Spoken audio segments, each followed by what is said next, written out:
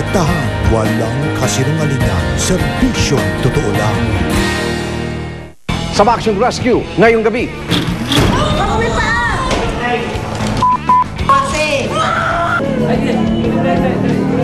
Isang taong gulang na bata isinugod sa ER matapos matapunan ng mainit na tubig.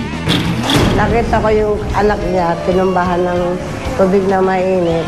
Tapos sabi niya sa akin na, "Tenny, tulungan mo ako dali natin sa ospital." Kali kaya hiram tayo ng sidecar. Ako na nga nagpadya.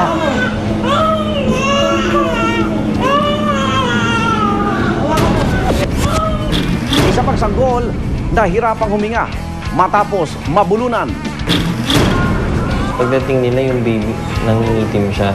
Yung nanay niya parang nagpapanik talaga yung mother kasi nangingitim yung baby.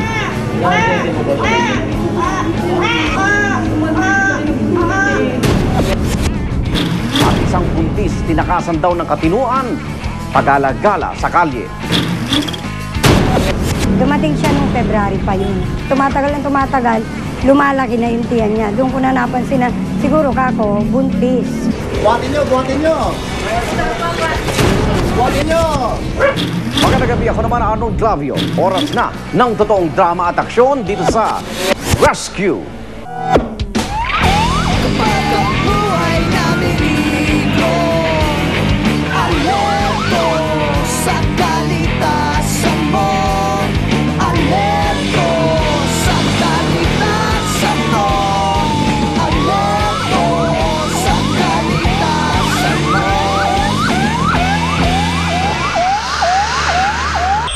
Dalawang musmos ang naabutan namin sa isang ospital sa Tondo.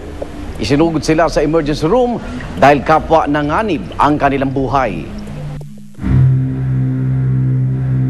Sinalik ko yung tubig sa pitsil. Pero hindi ko kalain na may nagluluto parang tapos nilagay niya sa ibabaw ng kariton. So, nihiga na ako. Biglang bumuhos yung tubig dun sa buong katawan ng anak ko.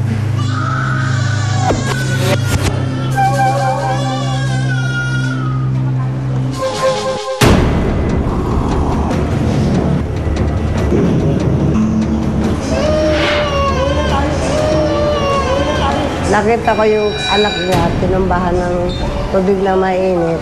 Tapos sabi niya sa akin na, "Tenny, tulungan mo ako dali natin sa ospital." Kali kaya hiram tayo ng sidecar. Ako na nga nagpadya.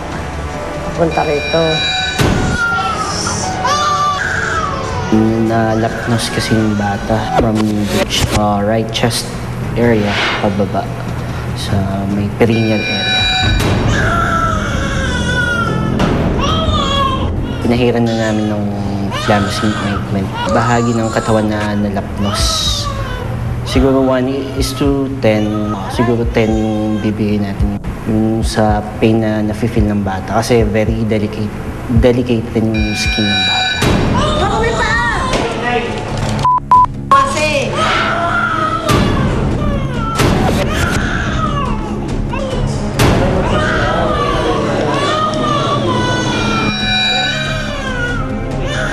Umiyak ako, sumigaw ako, humingi ako sa klodo.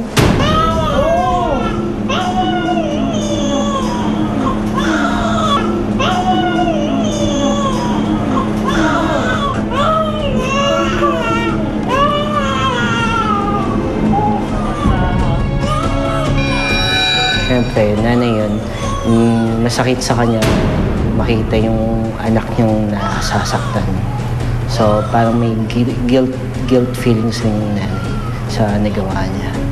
Pero which is aksidente naman. So, hindi naman siguro niya sinasadya yung pangyayari. Wala na po. Wala na. So, right chest yung affected sa bata, 19%. Yung bahagi ng katawan na affected sa kanya.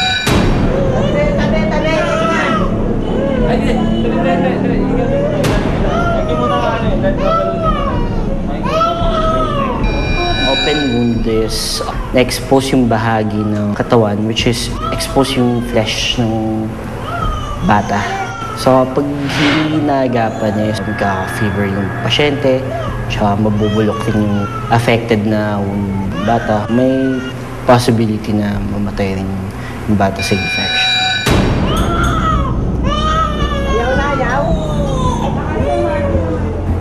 After mabalutan yung bata, bigyan na siya ng swero, yung skin test ng mga antibiotics na ibibigay. 1-year-old pa lang yung bata. Nagsisimula pa lang develop lahat ng mga organ niya, mga tissue. Usually, it takes 1 to 2 weeks bago gumaling yung sugat ng bata.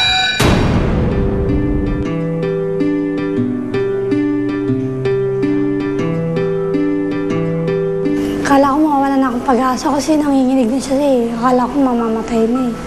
Pero sinasabihan ko lumaban siya, kayanin niya. Ayun, buti na lang yung kaibigan ko nandyan. Wala akong kaibigan, walang tutulong sa akin magtakbo sa ospital.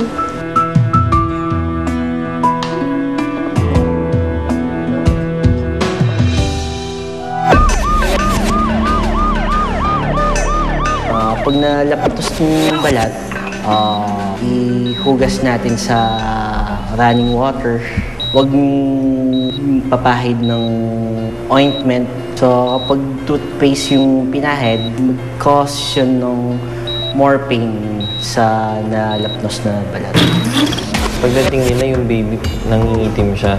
Yung nanay niya parang nagpapanik talaga yung mother kasi nangingitim yung baby.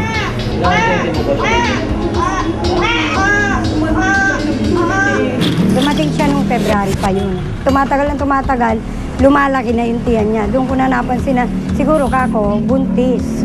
Buhatin nyo, buhatin nyo! Buhatin nyo! Ang naging problema lang namin, nagsisigaw siya sa loob kasi ang nasa loob ng tiyan ko patay na. Tinusok daw ng alambre yung bata, sabi niya.